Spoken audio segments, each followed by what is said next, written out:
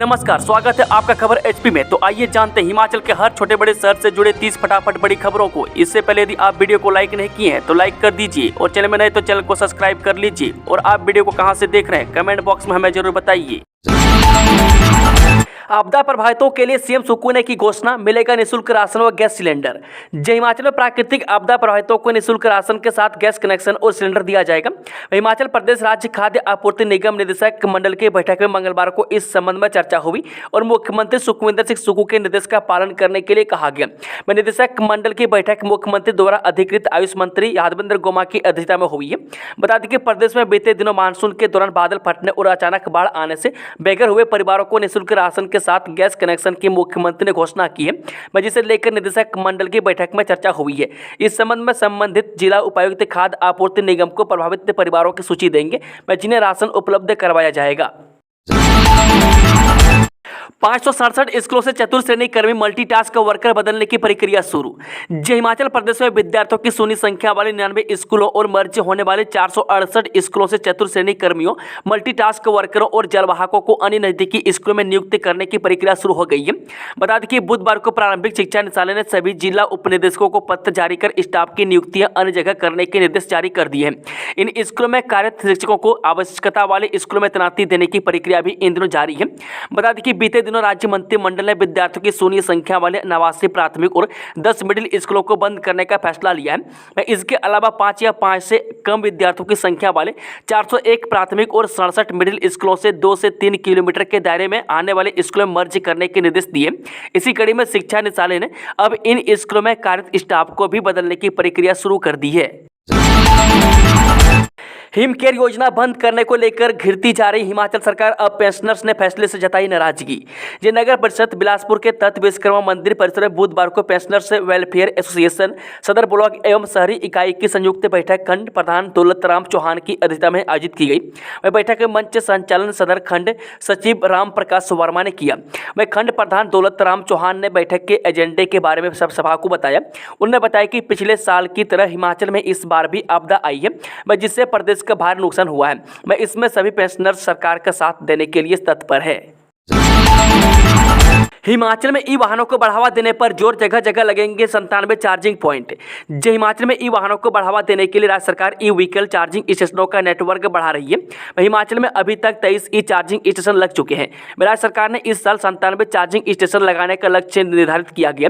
बता दें कि 37 चार्जिंग स्टेशन लगाने के लिए चयनित कंपनियों ने बिजली बोर्ड को पैसा जमा करवा दिया। लाइन बिछाने व कनेक्शन लेने की एवज में यह पैसा जमा करवाना पड़ता है। पंचायतों में लगे तकनीकी सहायकों को देना होगा न्यूनतम वेतन, हाईकोर्ट ने की सरकार की अपील खारिज। हिमाचल प्रदेश हाईकोर्ट ने पंचायतों में लगे तकनीकी सहायकों को न्यूनतम वेतनमान देने और उन्हें प्रदेश सरकार की नीति के तहत नियमित करने के आदेश को चुनौती देने में हुई देरी को माफ करने से इनकार कर दिया है। इसके परिणाम स्वरूप सरकार की अपील भी खारिज हो गई है।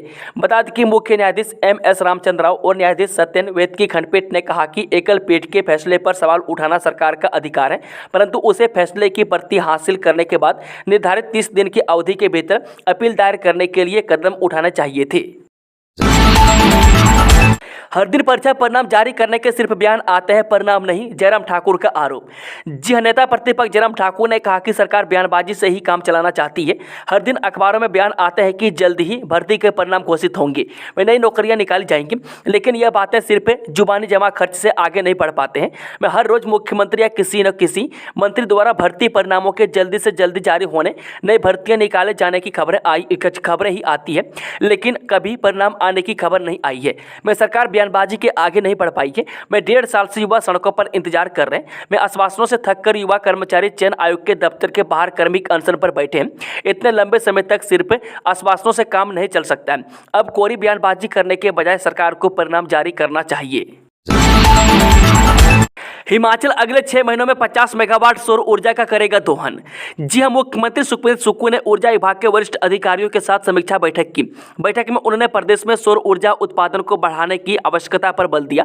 उन्होंने कहा कि जिला ऊना के पेखुबेला में 32 मेगावाट की सौर ऊर्जा परियोजना स्थापित की गई है और कुटलेहड़ विधानसभा क्षेत्र में 10 मेगावाट और गगड़ विधानसभा क्षेत्र में 5 मेगावाट की सौर ऊर्जा परियोजना निर्माणाधीन है। वह प्रदेश आगामी 6 माह में लगभग 50 मेगावाट सौर ऊर्जा का दोहन सुनिश्चित करेगा। जाएगा। उन्होंने अधिकारियों को सौर ऊर्जा परियोजनाओं के कार्य में तेजी लाने और समयबद्ध पूर्ण करने के साथ साथ नई परियोजनाओं के लिए स्थान चिन्हित करने के निर्देश दिए हैं।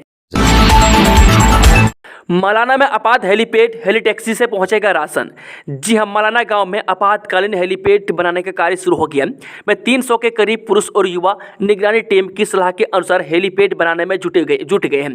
भयंकर बाढ़ से विश्व पटल में प्राचीन संस्कृति के लिए विख्यात मलाना गाँव की कनेक्टिविटी कट गई है। हालांकि ग्रामीणों ने अपने स्तर पर मलाना नाला में पुल भी बनाया है, लेकिन पुल के आगे डैम साइट और चौकी की तरफ सड़क बाढ़ से पूरी तरह से तहस नहस हो गई है। बता दें कि सड़क बहाल होने में काफ़ी समय लगेगा, जिसके चलते अब मलाना के लोगों को राशन पहुंचाने के लिए हेलीटैक्सी की व्यवस्था के लिए प्रशासन जुट गया है। बाकायदा उपायुक्त सह अध्यक्ष जिला आपदा प्रबंधन कुल्लू तोरुल एस रविश द्वारा हेलीपैड का स्थान सर्वे कर चिन्हित किया गया है। मंदिर तोड़े जा रहे हिंदुओं को मारा जा रहा है, एकजुट होने की जरूरत, बांग्लादेश संकट पर बोले योगी। जो बांग्लादेश में अल्पसंख्यकों में जुल्म जाति के प्रति चिंता का इजहार करते हुए उत्तर प्रदेश के मुख्यमंत्री योगी आदित्यनाथ ने कहा कि सनातन धर्म पर आने वाले संकट के लिए फिर एकजुट होकर कार्य करने और लड़ने की आवश्यकता है। योगी आदित्यनाथ ने कहा, आज दुनिया की तस्वीर हम सभी देख रहे हैं। वे भारत का आस पड़ोस जल रहा है, वे मंदिर तोड़े जा रहे हैं, हिंदुओं को चुन चुनकर निशाना बनाया जा रहा है। वे तब भी हम इतिहास के तथ्यों को ढूंढने का प्रयास नहीं कर रहे हैं। वहां ऐसी दुर्भाग्यपूर्ण स्थिति क्यों पैदा हुई है? जो समाज इतिहास की गलतियों से सबक नहीं सीखता, उसके उज्जवल भविष्य पर भी ग्रहण लगता है। मैं सनातन धर्म पर आने वाले संकट के लिए फिर एकजुट होकर कार्य करने और लड़ने की आवश्यकता है।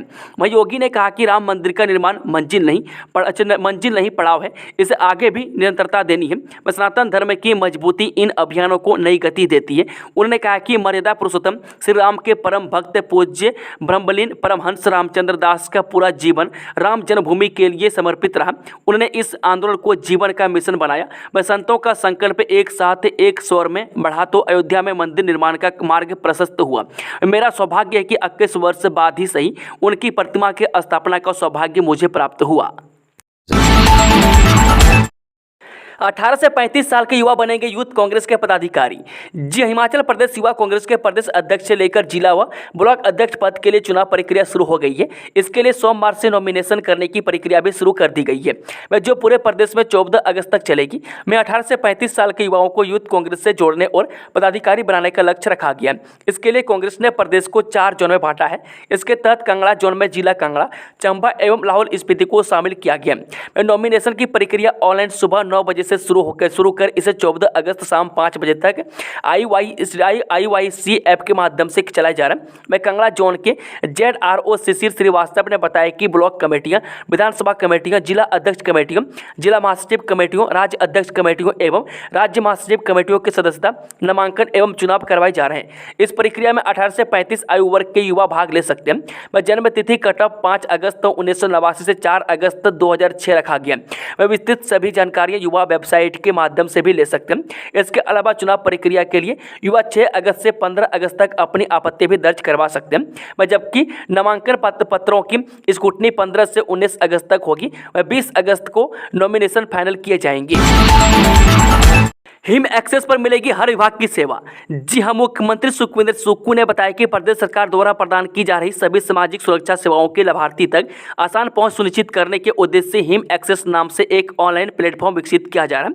मुख्यमंत्री ने यह बात डिजिटल प्रौद्योगिकी एवं गवर्नेंस विभाग द्वारा आयोजित बैठक के दौरान कही। उन्होंने बताया कि हिम एक्सेस प्लेटफॉर्म प्रदेशवासियों एवं सरकारी क्षेत्र के अधिकारियों की सुविधा के लिए विभिन्न विभागीय एप्लीकेशन की सुविधाओं को एक प्लेटफॉर्म पर लाएगा और इन एप्लीकेशन द्वारा प्रदान की जा रही सेवाओं का लाभ एक क्लिक पर उपलब्ध होगा। बता दें कि हिम एक्सेस के माध्यम से राज्य सरकार द्वारा प्रदान की जा रही विभिन्न ऑनलाइन एप्लीकेशंस में एकरूपता और त्रुटि रहित डाटा सुनिश्चित होगा। मुख्यमंत्री ने अधिकारियों को इस पोर्टल को अक्टूबर 2024 तक तैयार करने के निर्देश देते हुए कहा कि प्रदेश के लोगों को इस पोर्टल से जुड़ी सेवाओं के लाभ अक्टूबर से मिलने शुरू हो जाएंगे। मुख्यमंत्री ने बताया कि प्रदेश के 19 लाख परिवारों एवं उनके सदस्यों को हिम पोर्टल के माध्यम से हिम परिवार एवं हिम सदस्य कार्ड शीघ्र ही प्रदान किए जाएंगे। एम्स में नर्सिंग ऑफिसर बनने का मौका, ऐसे करे आवेदन। जो अखिल भारतीय आयुर्विज्ञान संस्थान यानी कि एम्स दिल्ली ने नर्सिंग ऑफिसर पदों पर भर्ती के लिए nursing officer recruitment common eligibility test 7 का नोटिफिकेशन जारी कर दिया है। मैं इच्छुक और योग्य उम्मीदवार एम्स की आधिकारिक वेबसाइट ems.ac.in पर ऑनलाइन आवेदन कर सकेंगे। रजिस्ट्रेशन फॉर्म भरने के लिए लास्ट डेट 21 अगस्त 2024 को शाम 5 बजे तक निर्धारित की गई है। बता दें कि एम्स में नर्सिंग ऑफिसर के पदों पर अप्लाई करने के लिए कैंडिडेट्स के पास से बीएससी नर्सिंग बीएससी यानी कि पोस्ट सर्टिफिकेट या पोस्ट बेसिक बीएससी में नर्सिंग की डिग्री होना चाहिए। मैं इसके अलावा नर्स और मिडवाइफ के रूप में स्टेट या इंडियन नर्सिंग काउंसिल में पंजीकृत होना भी आवश्यक है। मैं आवेदन के लिए अभ्यर्थी की न्यूनतम आयु 18 वर्ष और अधिकतम आयु 30 वर्ष तक होनी चाहिए। मैं आरक्षित वर्गों के कैंडिडेट्स को नियम के अनुसार अधिकतम आयु सीमा में छूट भी दी जाएगी। मैं फॉर्म भरने के लिए जनरल और ओबीसी कैटेगरी के कैंडिडेट्स की फीस 3000 रुपये, SC/ST वर्ग के लिए 2400 रुपये और PWD वर्ग के लोग निःशुल्क आवेदन कर सकेंगे। किसान 31 अगस्त तक करवा सकते हैं आलू फसल का बीमा, डॉक्टर कुलभूषण धीमान ने कहा। जी हां, ऊना जिले के किसान अपने आलू फसल का बीमा 31 अगस्त तक करवाना सुनिश्चित करें। यह जानकारी देते हुए उप निदेशक कृषि डॉक्टर कुलभूषण धीमान ने बताया कि एग्रीकल्चर इंश्योरेंस कंपनी द्वारा मौसम आधारित फसल बीमा योजना के अंतर्गत जिले के ऊना, हरोली, अंब एवं गगरेट ब्लॉक के आलू उत्पादकों की फसल का बीमा करने की तिथि 31 अगस्त निर्धारित की गई है। उप निदेशक ने बताया कि फसल के किसान द्वारा देय प्रीमियम राशि 300 रुपये एवं बीमित राशि 6000 रुपये प्रति कनाल है। उन्होंने कहा कि जो अऋणी किसान अपनी आलू की फसल का बीमा करवाना चाहते हैं वे अपने नज़दीकी लोक मित्र केंद्र में आवश्यक दस्तावेजों जैसे कि आधार कार्ड, बैंक पासबुक, जमीनी फर्द एवं फसल बुआई प्रमाण पत्र और जो किसान ठेके पर जमीन लेकर आलू की खेती करते हैं उन्हें हलफनामा बनवा कर लगाना अनिवार्य होगा। इसके अलावा ऋणी किसानों की फसल का बीमा संबंधित बैंक शाखा द्वारा किया जाएगा। 41 लोग अभी भी लापता, 300 से अधिक जवान कर रहे तलाश। हिमाचल प्रदेश में हुई बादल फटने की घटनाओं के दौरान अब तक 41 लोग लापता चल रहे हैं, जिनका सुराग नहीं लग पाया है। आज सर्च ऑपरेशन का 7वां दिन है। लापता लोगों की तलाश में सेना, NDRF, SDRF, पुलिस व होमगार्ड के 300 से ज़्यादा जवान लगे हुए हैं। वहीं स्पिनर डॉग और लाइफ डिटेक्टर डिवाइस की भी मदद ली जा रही है। बता दें कि 31 जुलाई की रात को रामपुर के समेत कुल्लू के बागी पुल और मंडी के राजबन में बादल फटने से भारी तबाही हुई थी, जिसमें 50 से अधिक लोग लापता हो गए थे। बता दें कि रामपुर के समेत में बादल फटने से लापता 36 लोगों में से 3 शवों की पहचान हो गई है। इनमें सिद्धार्थ निवासी नंदरुल कांगड़ा शामिल है। मैं सिद्धार्थ समेत में ग्रीनको प्रोजेक्ट में बतौर इंजीनियर काम करता था। मैं उसका शव बीते मंगलवार को सोनी में सतलुज नदी के किनारे मिला था। वहीं DNA सैंपल के जरिए रामपुर के सुग्गा की बेटी रचना और झारखंड के राजकुमार पांडे की बेटी प्रीतिका की पहचान हो गई है। मेरे रेस्क्यू टीम को दोनों सब 3 दिन पहले मिले थे। इस हादसे में प्रीतिका के माता पिता दोनों अभी भी लापता है। वह प्रीतिका समेत स्कूल की छात्रा थी। वह पुलिस को अब तक समेत डकोलड़ और कोट डैम में 9 शव मिल चुके हैं, लेकिन 6 शवों की अभी तक पहचान नहीं हो सकी है। DNA सैंपल की जांच के लिए 10 घंटे काम कर रही है टीम, 1 सप्ताह में मिलेगी रिपोर्ट। रामपुर के समेत और बागी पुल में बादल फटने से हुए दर्दनाक हादसे में लापता लोगों के सब सतलुज नदी में मिल रहे हैं, लेकिन सब छत बिछत हालत में हैं, जिससे उनकी पहचान नहीं हो पा रही है। इसको देखते हुए डीऑक्सीराइबो न्यूक्लिक एसिड यानी कि DNA तकनीक से ऐसे शवों की पहचान की जाएगी। इसके लिए निदेशालय फॉरेंसिक सर्विस जुनगा के विशेषज्ञ 10 घंटे लेबोरेटरी में कार्य कर रहे हैं। यहाँ अभी तक 28 स्टैंडर्ड सैंपल यानी लापता लोगों के रिश्तेदारों के सैंपल पहुंच चुके हैं, जबकि सतलुज नदी में मिले 4 लापता लोगों के DNA सैंपल भी मिलान के लिए आए हैं। यहां DNA विभाग ने शवों के सैंपल का मिलान स्टैंडर्ड सैंपल से करना शुरू कर दिया है। अलर्ट के बीच कई भागों में भारी बारिश, करसोग में 1 दिन की छुट्टी, जाने मौसम पूर्वानुमान। मौसम विभाग के ऑरेंज अलर्ट के बीच हिमाचल प्रदेश के कई भागों में भारी बारिश दर्ज की गई है। करसोग उपमंडल में भारी बारिश के चलते नदी नाले उफान पर हैं। कई मार्गों पर आवाजाही ठप है। खराब मौसम के कारण विभिन्न स्थानों पर उत्पन्न स्थितियों और बच्चों की सुरक्षा के दृष्टिगत उपमंडल के सभी सरकारी और गैर सरकारी शिक्षण संस्थानों में आज 1 दिन की छुट्टी घोषित की गई है। विधानसभा समिति सदस्य डिजिटल तरीके से भी बैठकों से जुड़ सकेंगे, स्पीकर ने अधिकारियों को दिए निर्देश। हिमाचल प्रदेश विधानसभा अध्यक्ष कुलदीप सिंह पठानिया ने समिति की कार्यप्रणाली को सुदृढ़, तर्कसंगत और प्रभावशाली बनाने के लिए विधानसभा सचिवालय के मुख्य समिति कक्ष में समितियों के अधिकारियों के साथ बैठक की। विधानसभा अध्यक्ष समितियों के सभापति के साथ पहले ही 3 अगस्त को एक महत्वपूर्ण बैठक कर चुके हैं। विधानसभा अध्यक्ष ने कहा कि वह समिति के कार्य को कारगर तथा तर्कसंगत बनाना चाहते हैं। उन्होंने कहा कि समिति के कार्यों में दक्षता तथा तीव्रता लाने के पक्षधर हैं, जिससे जनहित के कार्य जो लंबित पड़े हैं उन पर संबंधित विभागों से कड़ा संज्ञान लिया जा सके। अमर उजाला मेधावी छात्र सम्मान पाकर और बढ़ा उत्साह, अब छुएंगे स्वर्णिम भविष्य का आसमान। जी हां, अमर उजाला की ओर से मंगलवार को शिमला के पीटर हॉप के सभागार में मेधावी छात्र सम्मान समारोह का आयोजन किया गया। वह समारोह में प्रदेश स्कूल शिक्षा बोर्ड की 10वीं और 12वीं कक्षा की मेरिट में आए मेधावियों और शिमला शहर के स्कूलों के 40 टॉपर्स को मुख्यमंत्री सुखविंदर सिंह सुक्खू ने सम्मानित किया। मेधावी छात्र सम्मान समारोह 2024 विद्यार्थियों के लिए यादगार बन गया है। प्रदेश स्कूल शिक्षा बोर्ड के 10वीं और 12वीं के मेधावियों के चेहरे पर अलग ही चमक नजर आई। मुख्यमंत्री सुखविंदर सुक्खू ने हाथों पुरस्कृत होकर प्रदेश के होनहार फूले नहीं समाये। मैं किसी ने सीएम से हाथ मिलाए तो किसी ने पांव छूकर आशीर्वाद लिया। हिमाचल उत्तराखंड के मध्य मजबूत होगी अधोसंरचना और कनेक्टिविटी। जी, हिमाचल प्रदेश और उत्तराखंड के मध्य अधोसंरचना और कनेक्टिविटी को सुदृढ़ करने के लिए हिमाचल के लोक निर्माण मंत्री विक्रमादित्य सिंह ने बुधवार को देहरादून में उत्तराखंड के मुख्यमंत्री पुष्कर सिंह धामी से भेंट की। इस दौरान कांग्रेस प्रदेश अध्यक्ष प्रतिभा सिंह भी मौजूद रही। उन्होंने पुष्कर सिंह धामी को पांवटा साहिब के यमुना पुल की मरम्मत और पुनर्वास के दौरान बेरिंग को बदलने के लिए यातायात परिवर्तित करने का सुझाव दिया। उन्होंने कहा कि हिमाचल प्रदेश और उत्तराखंड को जोड़ने के लिए यमुना पुल की बेहद महत्वपूर्ण भूमिका है, लेकिन यातायात की आवाजाही के दौरान पुल पर भारी कंपन की स्थिति बनी रहती है। बिना इंटरनेट के 1465 स्कूलों में टीवी डिवाइस से पढ़ाई करेंगे विद्यार्थी। जी, हिमाचल प्रदेश के 1465 स्कूलों में नौनिहाल अब मस्ती का पिटारा कौन बनेगा करोड़पति प्रतियोगिता में भाग लेकर कठिन विषयों को आसानी से पढ़ सकेंगे। मैं स्कूलों में शिक्षक इंटरनेट के बिना टीवी डिवाइस के माध्यम से विद्यार्थियों को पढ़ा सकेंगे। मैं संपर्क फाउंडेशन ने सभी स्कूलों में यह कार्यक्रम लॉन्च किया है। मैं पूर्व में सरकारी स्कूलों में विद्यार्थियों को इन संपर्क टीवी डिवाइस में कार्टून के माध्यम से विभिन्न पाठ्यक्रम पढ़ाए जाते थे, लेकिन अब विद्यार्थियों का भय मुक्त वातावरण में मूल्यांकन करने के लिए डिवाइस में अतिरिक्त विषय शामिल किए गए, ताकि विद्यार्थियों को प्रतियोगिता के जरिए पाठ्यक्रम दोहराने की सुविधा मिल सके। जब तक दूध आता है गाय हमारी माता है, फिर गोवंश को सड़कों पर छोड़ रहे लोग। जब तक दूध आता है गाय हमारी माता है, यह बात उन लोगों पर बिल्कुल ठीक बैठ रही है जो गाय जब दूध देना बंद कर देती है तो उसको सड़कों पर छोड़ आते हैं। बेसहारा गोवंश का यह मुद्दा आज मुख्य संसदीय सचिव किशोरीलाल CPS किशोरीलाल ने भी उठाया। उन्होंने मीडिया से बातचीत में कहा कि हिमाचल में 250 गो सदन और इसमें 21,000 गोवंश को रखने के बावजूद भी 10,000 से अधिक पशु सड़कों पर हैं। मैं इसके लिए वे लोग सबसे अधिक दोषी हैं जो दूध पीने के बाद गोवंश को सड़कों पर छोड़ देते हैं। राज्य में करोड़ों रुपये खर्च करने के बाद गो सदन बनाए गए, मैं फिर भी हजारों गोवंश सड़कों पर रहने को मजबूर है। रीजनल सेंटर धर्मशाला में खाली पदों को भरने के लिए काउंसलिंग 12 को यह डॉक्यूमेंट्स लाना जरूरी।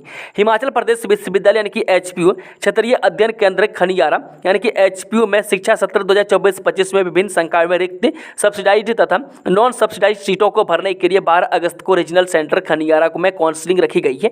मैं इच्छुक अभ्यर्थी अपने डॉक्यूमेंट्स के साथ इस काउंसलिंग में भाग ले सकते हैं। यहाँ मेरिट के आधार पर ही खाली सीटों को भरा जाएगा।